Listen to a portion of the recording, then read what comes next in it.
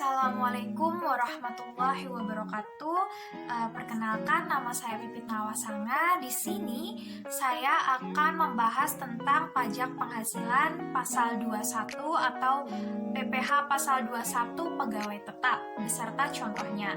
Nah, sebelumnya PPh pasal 21 yaitu pajak yang dikenakan terhadap penghasilan baik berupa gaji, upah, honorarium, tunjangan maupun pembayaran lain yang diterima oleh pegawai maupun bukan pegawai, mantan pegawai, dan penerima pesangon dan lain-lain.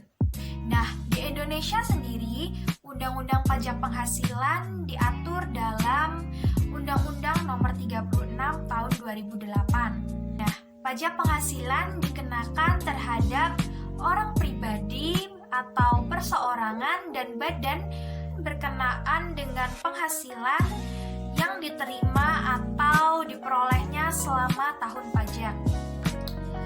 Nah, pajak penghasilan pasal 21 maupun 26 sudah diatur di dalam Undang-Undang PPh pasal 17. Nah, berikut adalah daftar dari penghasilan tidak kena pajak atau PTKP berdasar Undang-Undang PPh pasal 17. Nah, selanjutnya adalah daftar tarif dasar pengenaan pajak yang diatur oleh Undang-Undang Pajak Penghasilan pasal 17 ayat 1 huruf A. Nah, oke, langsung saja kita masuk kepada soal yang akan kita bahas, yaitu contoh perhitungan pasal 21 tentang pegawai tetap. Oke, soalnya langsung muncul pada layar ya. Nah, di sini adalah contohnya Bapak Haji Pangestu adalah seorang manajer di salah satu perusahaan di Indonesia sebagai seorang manajer. Nah, setiap bulannya Bapak Haji Pangestu menerima gaji sebesar 12 juta per bulan dan tunjangan kemahalan Rp 1.500.000 per bulan. Nah, Bapak Haji Pangestu ini sudah menikah dan mempunyai satu orang anak. Selain itu juga harus menanggung satu orang ibu. Nah, setiap bulannya Bapak Haji Pangestu ini akan membayar iuran tunjangan hari tua sebesar Rp200.000 dan iuran pensiun sebesar Rp 250.000. Oke, yang ditanyakan di sini adalah berapa pajak PPh 21 yang harus dibayar Bapak Haji Pangestu. Nah, di sini kita akan mencarinya dalam bentuk per bulan dan per tahun.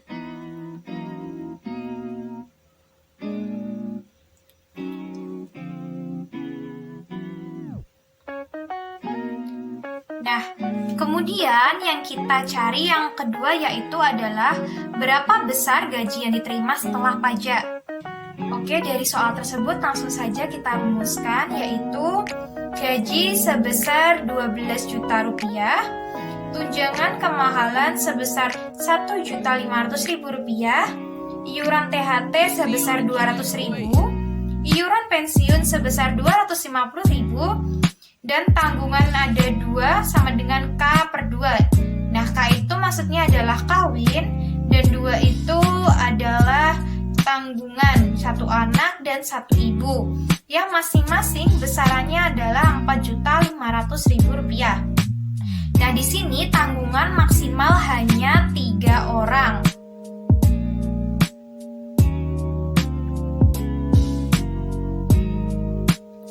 Oke, langsung saja pada jawaban, yaitu kita masukkan gaji per bulan sebesar 12 juta, tunjangan kemahalan sebesar 1.500.000, kemudian kita jumlahkan, hasilnya adalah 13.500.000. Nah, di sini kita akan menghitung pengurangan-pengurangan apa saja yang akan mengurangi penghasilan bruto, yaitu yang pertama adalah biaya jabatan sebesar 5% dikali 13.500.000. 13.500.000 ini didapat dari penghasilan bruto. Kemudian iuran THT sebesar 200.000, iuran pensiun sebesar 250.000, kemudian dijumlahkan sehingga hasilnya adalah 1.125.000. Dari hasil tersebut kemudian dikurangkan dan akan dihasilkan penghasilan neto per bulan sebesar Rp12.375.000. Oke, langsung saja kita akan menghitung penghasilan neto setahun. Kan sebelumnya adalah penghasilan neto per bulan.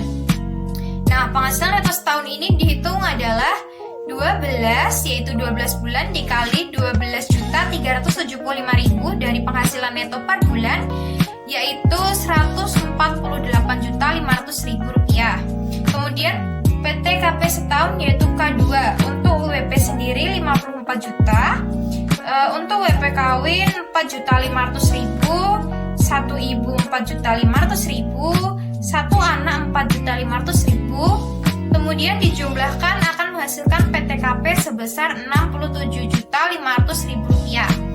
Nah, penghasilan kena pajak setahun yang didapatkan dari Rp148.500.000 dikurangi Rp67.500.000 sebesar Rp81 juta. Dari 81 juta rupiah tadi, kemudian kita akan menghitung PPh pasal 21 terhutang berdasar pada UU PPh pasal 17 ayat 1 huruf A. Nah, dari situ dapat kita lihat bahwa penghasilan 0 sampai 50 juta akan dikenakan tarif sebesar 5%. Kemudian untuk penghasilan 50 juta sampai 250 juta akan dikenakan tarif sebesar 15%. Nah, langsung saja kita hitung, yaitu 5% dikali 50 juta rupiah sebesar Rp2.500.000. Kemudian kita naikkan tarifnya, yaitu sebesar 15% dikali 31 juta rupiah. Nah, 31 juta rupiah ini didapat dari 81 juta dikurangi 50 juta rupiah. Nah, hasilnya yaitu Rp4.650.000. Kemudian kita jumlahkan akan menghasilkan total PPh pasal 21 terhutang sebesar Rp7.150.000.